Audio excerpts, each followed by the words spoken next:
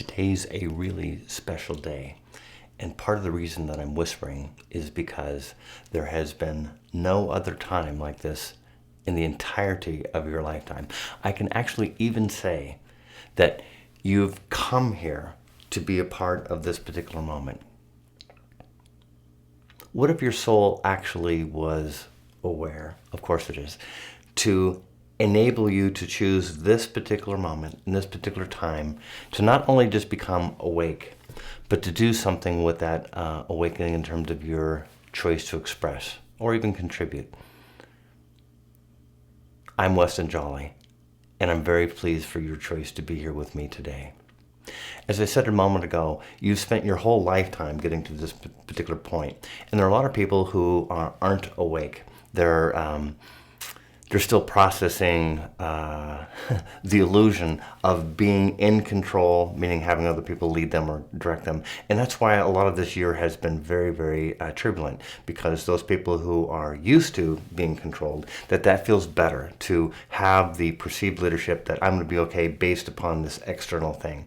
And this whole year has been about reflecting, of course, within, to go to those deep, deep places and remember that these experiences that we've come here to enjoy, and I say enjoy, to be accountable, to have created, to have allowed, and to experience to the depth that each one of us have had the opportunity to do so.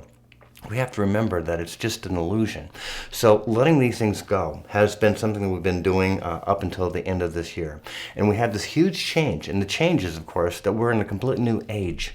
Now, we like to think of things very linearly when we go through one age to the next, and sometimes we think that we would be completely awake if we go into that space. But this isn't necessarily the case. Sometimes we go into a new age and we're not aware of what it is that we're doing, in terms of we don't necessarily have that focused vision yet, or that yet understanding, and we're still dealing with those pieces of the past that have kept us, should we say, aligned in a state of control or disempowered. Probably that's the best thing to remember. This is the time of releasing ourselves from states of disempowerment that happen here. It has everything to do with your mind in terms of how you begin to think, which is, of course, social conditioned by how you grew up or how you were exposed to this world. And yet, this is what we're trying to get in touch with by going within and becoming aware of who am I? What did I come here to do?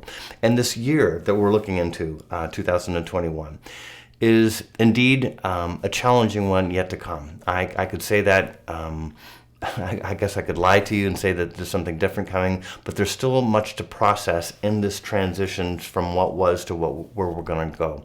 And we don't want to be afraid of embracing these pieces of our states of disempowerment that we've clung to, but we have to get used to the idea that they just aren't real. And as we disassociate from that, and our perception that we have to maintain an allegiance, and that's probably the best word, to these organizations, to these structures, to these people who have been leading, and not necessarily to our collective benefit. I have to say that in integrity as well. And that's regardless of where you've been raised or what nation that you currently find yourself in this moment. This is an opportunity for you to become aware and to use that state of awareness to say, listen, I'm here. I've made it to the new age, the new Aquarian age. And the question becomes, what are you going to do with that? Meaning, what is it that's going to take place now that would be different for you than any other time? But before we get into those kinds of questions, we do have to let go of anything that has been kind of like a snakeskin, that we've been holding on to, thinking that somehow this is a piece of who we are. Or sometimes we can get lost in the idea that this is really who we are, and it's not true. Not at all. So we have to be very clear within ourselves of what we're divesting ourselves from so that we can begin to see the future. And that is the essence of my message, that you would allow yourself to begin to see what you've come here to do beyond what you've done historically, so that you can really get in touch with refocusing, think of the camera lens, focusing even clearer with regards to your choice here as a spiritual being in this embodiment, again, outside the past. It's the biggest challenge that we have, because the mind thinks that it rules. And of course, physically speaking, the mind is held together by this physical battery, the body. And yet that will complete itself when we die. And we don't want to wait until that moment, most of us, those who are choosing to be aware, so that we can go into a state of empowerment, which is the transition, that we can go into a state of true connection. Now, most of us, all of us, have been aware of different kinds of things of how we are interconnecting. This time, in terms of going forward, is going to be a time of interconnection on steroids, where we have the opportunity to collaborate in all kinds of different ways, not necessarily just physically, where someone hands you something and you take something, we exchange something back and forth. We think of that of energy, of course. We do that materially, we do that with money, and yet this is a different kind of exchange, and certainly one that's collaborative nature, where we're going outside of the individual perceived self, but we're rather thinking of the wholeness of who we are, and we participate in that state of wholeness.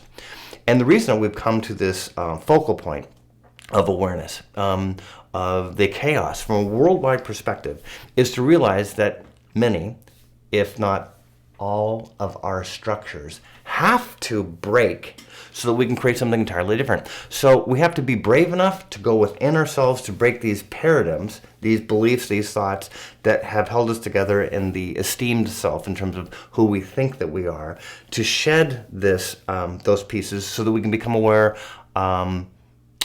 so we can get in truth with what we've come here to do, and then we can express that. And when we express that individually, just as one person, and then we start to move into 2 people and 3 people and 4 people doing that, not because of a force, not because of a club, not because we have to, there is a buzz, a vibration. And we call this an ascending vibration that calls to us. Now let's be clear, not everybody has come to participate in this evolution, meaning from this state to this new state. It's true that in metamorphic change, there can be those who say, I'm not going to do that, and they stay on this side of the metamorphic change, not necessarily allowing themselves to really see it or experience it to the degree that they could. For those of us who are called to not necessarily just make the change in terms of going from this state to that state, but to engage in a completely different means, it means being brave enough, courageous enough, or comfortable enough to exist as you are in this new state, and to let go of all those things, everything that you might have held on to that you have thought has served you. And this is a wonderful time of reflection to really give some energy towards that. What has been serving you in terms of your thoughts and even your actions, and what hasn't?